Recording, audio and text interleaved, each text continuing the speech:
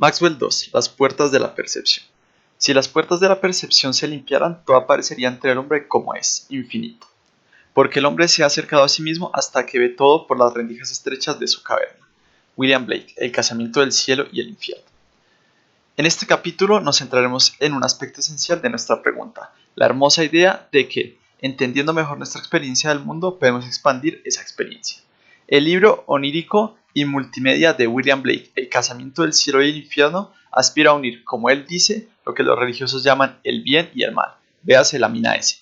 Según Blake, el bien es el pasivo que obedece a la razón, el mal es el activo que emana de la energía. Bien es cielo, mal es infierno. Los objetos de nuestra reflexión armonizan lo ideal con lo real y ver las cosas por entero. Apelan al mismo anhelo. Lámina S, portada del libro onírico multimedia El casamiento de cielo e infierno. Blake menciona una caverna y la mención trae a la mente la caverna de Platón. Los prisioneros de la caverna de Platón experimentan el mundo en blanco y negro y se pierden por completo de la belleza del color. Aunque nuestro caso sea menos extremo, también nosotros experimentaremos solo una pequeña parte de lo que la luz tiene en oferta. Vamos a comparar la realidad entera de la asignatura que estudia la visión, la luz, con la proyección de la realidad que captura la visión humana. Es un tema que le encantaba a Maxwell y que él mismo aclaró muchísimo. En este contexto comprobaremos la intuición visionaria de Blake respondiendo a dos preguntas que suscita. ¿Hay infinitos a los que somos ciegos? Sí. El mundo de los colores físicos es un espacio de dimensiones doblemente infinita del que solo percibimos una proyección tridimensional. ¿Podemos descubrirlos? Sí. La cuestión no es si eso es posible, pues es con certeza, sino cómo se hace en la práctica. Nuestra exploración de la percepción del color también demostrará ser una preparación maravillosa para entender el diseño profundo de la naturaleza en capítulos posteriores. Dos clases de amarillo. El amarillo es uno de los colores que aparecen en el arco iris y en el espectro que genera un prisma con la luz solar. El amarillo espectral es uno de los colores puros de Newton. También lo son el rojo, el verde y el azul espectrales. Pero hay otra forma muy diferente de luz que parece amarilla. Podemos combinar rojo espectral y verde espectral para producir un color no espectral, pero convincentemente que percibimos como amarillo. Véase lámina T. El amarillo producido de esta forma es muy diferente al amarillo espectral, como entidad física, aunque ambos se perciben como idénticos. Lámina T. Combinando rayos de rojo, verde y azul espectrales producimos diversos colores perceptuales, incluidos el amarillo y el blanco. El blanco perceptual es producido de esta forma, pero es muy diferente del blanco de la luz solar. Date cuenta de que los resultados que obtienes mezclando varios rayos de luz de colores, como se ilustra en la lámina T, difieren radicalmente de los que obtienes mezclando pigmentos de estos mismos colores, como se hace al mezclar pinturas o emborronar un papel con lápices de colores. Cuando combinas rayos de colores, estás simplemente sumando a la luz que contienen. Con los pigmentos es muy distinto. Solemos ver los pigmentos que, por ejemplo, los aparecen en un lienzo, bajo la luz solar reflejada o algún buen suplente artificial. El color que vemos en la luz reflejada depende de qué colores espectrales hayan retirado de la reflexión o absorbido los pigmentos. El color que vemos, por supuesto, representa una mezcla de que la luz no ha sido absorbida. Así, cuando en una pintura o un dibujo combinas el efecto de los pigmentos, estás sumando sus poderes de absorción. El proceso de sumar colores, como en los rayos de luz, o de sumar la absorción de colores, como en los pigmentos, son muy diferentes. Por ejemplo, es bastante fácil obtener negro, la ausencia de reflexión, combinando los suficientes pigmentos, pero es imposible sumando rayos de luz. Así que poca sorpresa es que en general hay unas reglas muy diferentes para combinar los colores de los rayos y para combinar los colores de los pigmentos. Sumar rayos es conceptualmente más simple y físicamente más fundamental que sumar pigmentos, y eso es lo que va a tratar a continuación. Peonzas de color y cajas de color. La observación básica de que mezclas diferentes de colores espectrales pueden parecer iguales conduce con naturalidad a una cuestión más amplia. ¿Qué mezclas exactamente parecen iguales? ¿Qué tipo de espacio es el espacio de los colores percibidos? Antes, durante y después de su trascendental trabajo teórico que estableció la naturaleza electromagnética de la luz, Maxwell hizo bastante trabajo experimental, precisamente en estas mismas cuestiones. Sus resultados en este campo fueron en su menor alcance e igualmente fundamentales. Ha conducido a tecnologías importantes y promete conducir a más, como veremos. El retrato de un joven Maxwell de la figura 23 se puede ver que tiene en su mano un objeto circular de diseño peculiar. Se trata de una peonza que diseñó para ayudar a elucidar la percepción del color. Habrás visto que la fotografía es en blanco y negro. La fotografía en color no se ha inventado aún. Maxwell lo hará lo haría un poco después. Figura 23. Maxwell con una versión inicial de una peonza de color. La peonza de color parece un juguete y a cierto nivel lo es, pero también es mucho más. Una idea simple pero profunda la convierte en un instrumento poderoso para elucidar la percepción del color, aunque nos da la impresión de que nuestra visión revela el estado instantáneo del mundo, ofreciéndonos un reflejo continuo e incosutil de los hechos, según están ocurriendo en el tiempo. La realidad es otra. Nuestra visión es más bien una serie de instancias, cada una con un tiempo de exposición de un 25avo de un segundo. Nuestro cerebro rellena los huecos entre esas instancias para dar una impresión de continuidad. Las películas y la televisión explotan ese hecho. Si las imágenes que presentan se actualizan con la suficiente rapidez, no percibimos que son una secuencia de fotogramas o una serie de renovaciones de píxeles. La peonza de color se aprovecha de ese mismo efecto, la persistencia de la visión. En sus peonzas de color, Maxwell dispuso unos papeles de colores en dos tiras circulares, como en la lámina U. Gracias a la persistencia de la visión, cuando hacemos girar deprisa esos discos de dos bandas alrededor de su centro, percibiremos las mezclas de color que generan los segmentos de color de cada banda, como si esos colores fueran producidos por rayos luminosos. Este es el genio de la peonza de color de Maxwell. Cuando vemos la peonza, nuestros ojos suman los rayos reflejados. Las peonzas de color que siguen el diseño de Maxwell nos permiten enumerar de una manera totalmente sistemática y cuantitativa qué combinaciones de colores parecen iguales. Lámina U. Cuando se monta este disco en un cartón rígido y se hace girar deprisa sobre su centro, genera una mezcla de rojo y verde en el disco interior y solo amarillo en el disco exterior. Y es bastante fácil comparar un color con otro. Podemos ajustar el brillo total de cada disco incluyendo sectores negros que no contribuyen ninguna luz reflejada. Por supuesto, tenemos que comprobar que también distintas personas perciben las mismas relaciones. Esto es esencialmente cierto, aunque hay pequeñas variaciones entre los individuos normales. También debemos contar con excepciones para varios tipos de daltonismo o ceguera de color, y que posiblemente para una población de gente con poderes superiores de discriminación de color. Trataremos más tarde esas desviaciones de la norma. En la mayoría de ocasiones, sin embargo, la mayor parte de la gente coincide. Bien, la cuestión de si distintas personas tienen la misma experiencia subjetiva de, digamos, el rojo, es un tópico inagotable para lobregos debatibles filosóficos. Lo que podemos afirmar con seguridad es que mi mapa o proyección de luz física sobre los colores percibidos coincide con el tuyo, casi por completo. Ambos vemos muchas mezclas de colores espectrales como amarillo y muchas como magenta. Y lo más importante, estamos de acuerdo en que las mezclas dan qué color. La conversación humana sobre los colores sería muy confusa en caso contrario.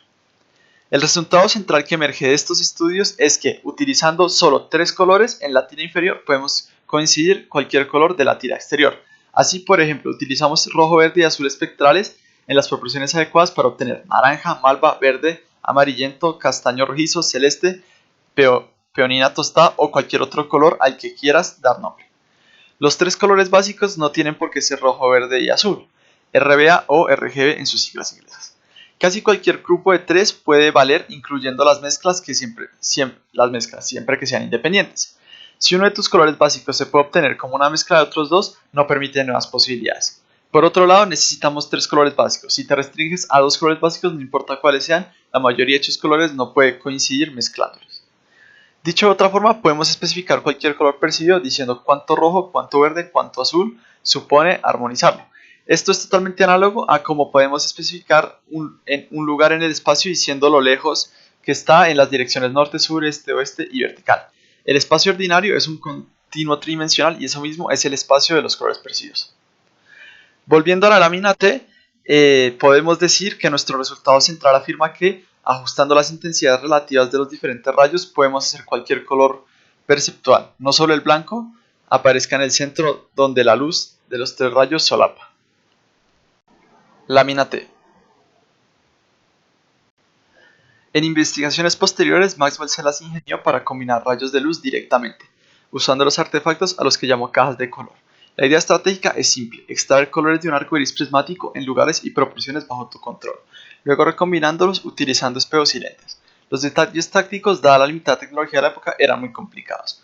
La única fuente disponible de luz era el sol, y el detector disponible era un ojo humano. Por ejemplo, las cajas de color de Maxwell eran enormes, casi 2 metros de largo, y alojaban espejos, prismas y lentes. Pero por inmanejables que las cajas de color permitían un trabajo mucho más preciso que las peonzas de color. La idea de Maxwell de procesar el color por separación, manipulación y recombinación iba por delante de su tiempo. Las tecnologías modernas deberían permitirnos intentar unas manipulaciones de color mucho más ambiciosas, como trataré más abajo, usándolo. El hecho de que se puedan sintetizar todos los colores percibidos mezclando tres se explota ampliamente en la fotografía, la televisión y la computación gráfica en color modernas. Por ejemplo, en la fotografía en color se usan tres tipos de pigmentos sensibles al color. En los monitores de un ordenador hay tres tipos de fuentes de luz de color. Cuando ves la opción de millones de colores, se refiere a los millones de maneras diferentes que se puede ajustar la intensidad relativa de esas tres fuentes. En otras palabras, se muestran millones de puntos distintos, pero todos en un espacio de tres dimensiones. Para los artistas, la posibilidad de obtener el mismo color perceptual de muchas maneras diferentes abre posibilidades creativas. Puedes añadir textura local al tiempo que mantienes intacto el color en general, en promedio. Esto es esencialmente otra clase de peonza de color que explota la persistencia de la visión del espacio en vez del tiempo. En promediado espacial es menos grosero y por lo tanto soporta una paleta de variaciones más nutrida. Los impresionistas, sobre todo, crearon obras maestras con las posibilidades como en la pintura que se muestra en la lámina B. Grindstack Atardecer de la serie Alminares de Monet. Lámina B. Los pintores impresionistas aprovecharon la posibilidad de crear un color perceptual dado a partir de diversas mezclas de otros colores. Aquí vemos Alminares Atardecer de Monet, de su serie de Alminares. Al aplicar los distintos pigmentos separadamente en partes distintas, aunque muy cercanas del lienzo, en lugar de superponerlas, los impresionistas seguían una estrategia similar a la usada en las peonzas del color de Maxwell, transportada del cielo al espacio. En ambos casos, la luz de las diferentes regiones se combina según las reglas de los rayos, porque uno no mezcla pigmentos, sino más bien la luz que refleja. Infinitos perdidos. Maxwell nos dio conceptos sobre qué es la luz y sobre qué es nuestra percepción de la luz, y esas cosas son muy diferentes. De hecho, como anticipó Blake, son infinitamente diferentes. Comparando la totalidad de lo que está ahí fuera con la información que capturamos, podemos formular lo que se ha perdido con mucha precisión y después podemos pensar con inteligencia cómo recuperar parte de ello. La materia prima, ondas electromagnéticas. He expuesto de manera en que ahora la luz emerge de las ecuaciones de Maxwell en el capítulo anterior. Ahora me gustaría explorarlo con algo más de profundidad. Como recompensa conseguiremos un buen entendimiento de los infinitos perdidos. Maxwell describió de esta forma su explicación fundamental de la luz. ¿Qué es entonces la luz según la teoría electromagnética? Consiste en perturbaciones magnéticas transversales, alternas y opuestas de un periodo rápido, acompañadas de desplazamientos eléctricos, estando estos desplazamientos eléctricos en un ángulo recto a la perturbación magnética, y ambas en un ángulo recto a la dirección del rayo. La lámina W pone al descubierto esta descripción. Lámina W. Una instantánea de la realidad electromagnética de la luz según la correcta teoría de Maxwell. Los campos eléctricos se muestran como flechas rojas, los campos magnéticos como flechas azules. Al pasar el tiempo, este complejo de perturbaciones se mueve a lo largo de la línea que lo define, hacia el suroeste, hacia la velocidad de la luz. Los campos eléctrico y magnético en cualquier punto tienen tanto magnitud como dirección, de modo que podemos dibujarlos como flechas de colores que emanan de ese punto. Lo que ocurre es que si hiciéramos eso en todos los puntos del espacio, armaríamos un embrollo de flechas superpuestas, así que en la imagen solo se muestran los campos a lo largo de una línea. Si imaginas todo este patrón moviéndose en la dirección de la flecha negra, verás que en cualquier punto los campos eléctricos en rojo cambian y los campos magnéticos en azul cambian. Como expusimos en el capítulo anterior, el campo eléctrico cambiante produce campos magnéticos y los campos magnéticos cambiantes producen campos eléctricos. Puedes ver como si las cosas van como deben. La perturbación móvil puede ser autogenerativa. Es decir, el cambio en los campos eléctricos hace que los campos magnéticos cambien de manera que hagan que los campos eléctricos que hicieron los campos magnéticos y el proceso entero adquiere una vida propia.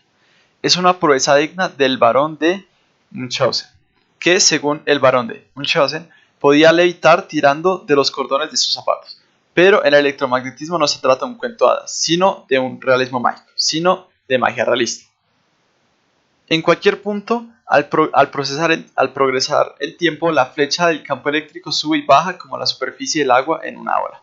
De forma general, llamamos ondas electromagnéticas a estas perturbaciones electromagnéticas, móviles y autogenerativas. Nuestra lámina muestra una onda electromagnética especialmente simple, donde el patrón de perturbaciones eléctricas y magnéticas se repite, después de cierta distancia y técnicamente sigue una función sinusoidal.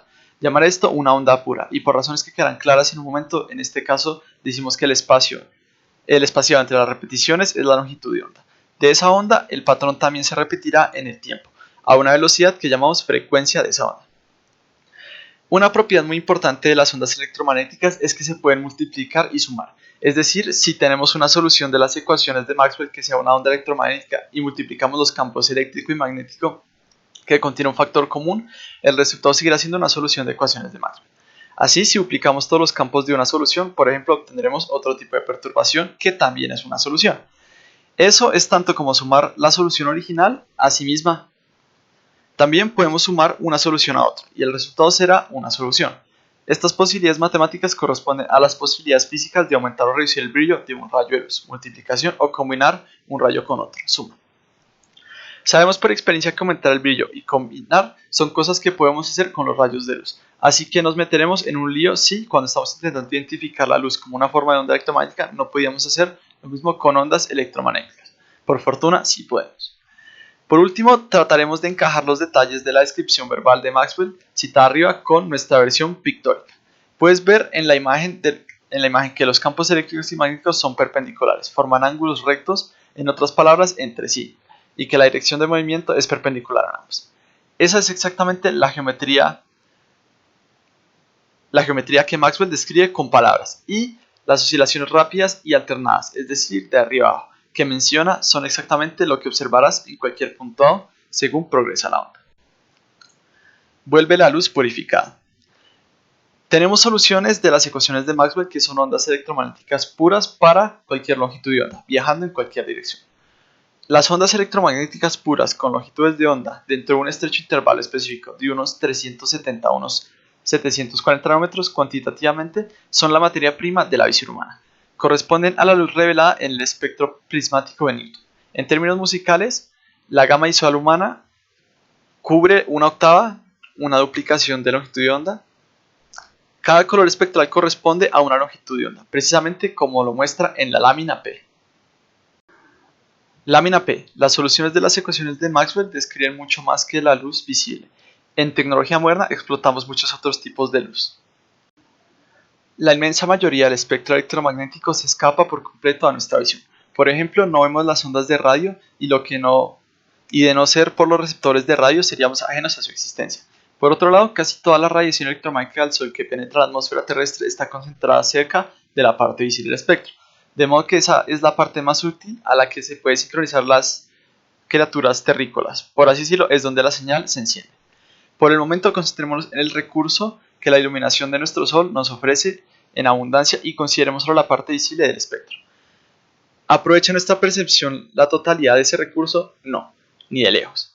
¿En qué consistiría un análisis completo de la señal que nos entra por los ojos? La respuesta a esa pregunta tiene dos aspectos que son muy distintos. El primero es el aspecto espacial.